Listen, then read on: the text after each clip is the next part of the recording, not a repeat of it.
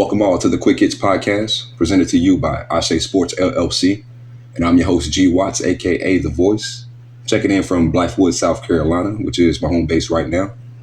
And it's currently November 11th, 2023. And right now I'm watching the Rutgers Iowa game on the Big Ten Network, and it's been pretty disappointing. I'm a Rutgers guy. I went to Rutgers from 2005 to 2008. And right now, man, Rutgers is falling short to Iowa 22 to 0, excuse me. And man, Iowa just had an interception on defense, then scored right after that. And, should have been a pretty good game. Rutgers was sitting at 6-3, Iowa at 7-2. But the Rutgers offense, man, they couldn't get the ball rolling. And it's real tough to see as an alumni, seeing as the years that I played, we had a pretty explosive and prolific offense. Tonight for Rutgers, man, I think that first 7 drives, they punted on all those possessions. There were some penalties that kind of cost them some field position. A lot of mental mistakes out there you can see. And, right now it looks like Iowa's going to take this one tonight. Hopefully the Scarlet Knights can bounce back. You definitely want to see them in a bowl game, but you also want to see them, winning these big games because, you need these big games to kind of set yourself up as a top caliber team in your conference as well as across the nation. But yeah, man, so you're going to hear me talk a lot about the Rutgers Scarlet Knights. You're going to hear me talk a lot about the Miami Dolphins and the Miami Heat. Those are my teams, my favorite sports teams. I'm originally from Miami, Florida. And I also played college ball at Rutgers, as I said, from 2005 to 2008 before I had a career-ending knee injury. There were some other factors involved with that, but that's a story for another time. But, so when I come on, those are the teams that I'm going to be looking to cover. And hopefully, it's going to be, mostly good news, because if I'm talking about them and I'm watching them, I definitely want to see, some success. So hopefully Rutgers can bounce back. I think they got, coming up next, they got, let me see, give me one moment here. Yeah, it looks like the last 2 games for Rutgers is going to be at Penn State and Maryland. And I believe Rutgers obviously they need to beat Penn State. Penn State is sitting at number 9 in the nation right now. That's a big caliber game, same as tonight for Iowa. So hopefully that they could go back to the drawing board, kind of see what went wrong tonight. And, next week versus Penn State, they come out firing on all cylinders, offensive side and the defensive side of the ball. Speaking of the defensive side of the ball, the defense didn't do too bad tonight, actually. They held Iowa. It was it was 6-0. I think even was at the start of the fourth quarter. And Iowa kind of took off in the fourth quarter, some big plays from the offensive side and the defensive side of the ball. So, but yeah, man, like I say, man, so this is your host, G. Watts. First time kind of getting going with the podcast biz. And, I'm hopefully looking to see success here through some motivation and some push from family and friends. I really want to try to jump off the porch and kind of get the ball rolling with it. This particular podcast is going to be tied into my business, which is ASE Sports, LLC. ASE Sports looks to consult with athletes, sports managers, and sports organizations in various areas of the business on the field and off the field. But more so, we, definitely want to kind of do our best to kind of help, in any area that we can to try to, boost the processes and procedures for athletes, sports managers, and sports organizations to help them see more success as well. So, but like I say, man, I'm a Miami guy, homegrown. I grew up watching the Dolphins and the Heat, and I just been stuck with them since then. My uncles watch, my cousins watch, so They kind of just, really got me on board with, kind of bleeding that teal and orange. So, and like I say, I was recruited out of Miami Norland High School. Shout out to the Vikings. I was recruited out of Miami Norland in 2005. Had a few offers, including USF, North Carolina, UNC, Louisiana Lafayette, University of Pitt, Rutgers. So I did kind of narrow it down to Rutgers. Went away for school, miles away at that. Um, and I actually, seen some good success at Rutgers, so, but yeah, really speaking about Miami, we could talk about that Dolphins game from last week. That was kind of disappointing, being that was like a playoff caliber game to me. So Miami came in 6-3. Chiefs came in. What was the Chiefs record? But yeah, man, it was a playoff caliber game. Chiefs came in 6-2. Excuse me, Miami came in 6-2, and you know, Miami started slow. For it being such a big game, you thought we would have came out and matched the energy of the Chiefs, but the Chiefs actually scored on the first drive of the game. Um, the defense kind of kept them in check since then, but midway through the second quarter, uh, Patrick Mahomes, they basically kind of picked up where they left off at in the first quarter, scoring 14 more unanswered points, shut the Dolphins out for the first time since 2021. That was roughly like 40 games that the Dolphins went with scoring in the first half. And, like I said, it was just disappointing to see with the experience and the talent that we have on the offensive side of the ball. You definitely want to see us start fast. Now, the game was close. It finished 21-14, but even in the last play of the game for the Miami Dolphin offense, it was a mishandled snap between the center and the quarterback. And, that kind of cost us, at the end. We did a great job of, kind of making the push to try to get back in it. And I think we might have got that fourth down play. I really believe we would have got it if the snap wasn't mishandled. But, you just can't let those type of mental mistakes kind of beat you out here. You know, it could have been a crowd noise too. I mean, it looked like a Chiefs home game really out there in Germany, man. It was just so many Chiefs fans out. I feel like, I don't know, maybe it was set up that way. I don't know. I can't call it, but yeah, it definitely was a Chiefs home game. We did see some Miami Dolphins fans out there, so that was great that they was repping us out there. So, but ultimately, man, that was just a big game for us that we couldn't close out. Penalties kind of affected us. And, right now, I think the Dolphins have been plagued by penalties this season that kind of affected us, in other games as well. So, well, at least in the games that we lost. And looks like they had about 54. Well, this season, Miami has had 54 penalties for a total of 444 yards. And I think what it was Miami Dolphins Buffalo game. We actually had 8 penalties for 98 yards, and I'm pretty sure that's one of the reasons why we didn't pull that one out. That definitely should have been a win for us, I believe. But as Coach Shiana would say, mental mistakes and penalties will always hold you back from winning. Just something that you got to kind of cut out. Particular, kind of cancer that you got to cut out. If you ever want to see success. So. But yeah, right now, man, the game with Rutgers and Iowa is finishing up. Final score right now is 22-0.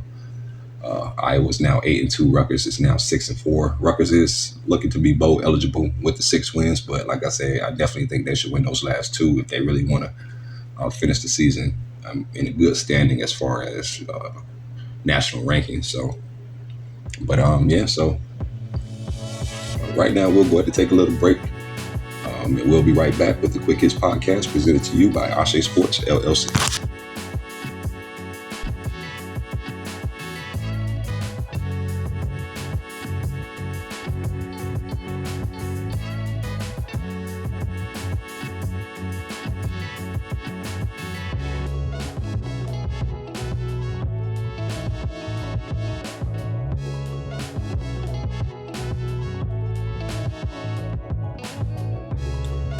Welcome back all to the Quick Hits podcast presented to you by ASE Sports, LLC.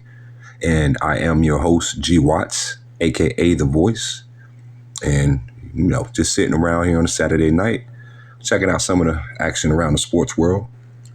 Once again, Rutgers went down to Iowa. It's funny, I didn't know Iowa, they're actually ranked number 22 in the nation. That's pretty good, man. The program is actually getting back on track, but of course, definitely wanted to see the Scarlet Knights pull out the win, being that it was a big game for them. It was an away game. You could tell the crowd played a big role, in the outcome. But all in all, man, Rutgers made a lot of mistakes, more specifically on offense, that kind of, didn't help really, pull this game out. So hopefully Rutgers can bounce back. Like I said, last two games, you got an away game at Penn State. Penn State ranked number 9 right now in the nation. And then you got a home game for Rutgers where they will be facing off against the Maryland Terrapins. And, hopefully, the boys come out to play. I really want to see them do good in these final 2 games, close out the season strong, see what bowl game they make. And yeah, man. So, but like I said, I rep the Scarlet Knights. I played for Rutgers 2005 to 2008. I was recruited by Greg Schiano, actually. And yeah, man, so it was a great experience for me going up to Rutgers. I think it kind of did me well being far away from home. It helped me kind of mature and grow up faster than I probably could have. And also we did great, man. I think my first year there, we were 7-5. And one fact that I tell people is funny that I tell people all the time that before I went to Rutgers or chose Rutgers, I guess I didn't do my research that well. I didn't know Rutgers was 1-11 the year before. So, man, when we started our first home game, I think our first game was actually against Illinois, the Fighting Illini. We played at Illinois. I actually stayed back. I wasn't on the travel squad at that time, so I actually stayed back in New Brunswick. But we fell short to Illinois in that first game. And then our first home game that year, we actually played Villanova. And I tell people all the time, man, that game was like a practice. The stands wasn't packed. It wasn't full. It was crazy, man. Like, I'm just sitting there like, on the sidelines like, man, you watch some of these big games on TV, coming out of high school, and it's like, man, the stadiums are packed, fans are jumping. And, I just thought maybe this might just be how my Rutgers career, kind of goes, stadiums that's not fully packed. Like I said, you've seen so many bleachers, in that game, so many empty bleachers that you thought it was a practice. So, but we actually pulled out that win. We finished that year 7-5. We actually went to the Insight Bowl, where we fell short to Arizona State. That was a pretty great game. And being honest, I didn't get no play time in that particular game, but my teammates, they went out there and they did their thing. We fell short. But yeah, man, based on that success, we came back in 2006. 2006, man, we had an amazing season. I believe we sold out every home game that year. And we went undefeated. Let me see. Give me one moment. I want to see. I want to, kind of get those stats for you, man.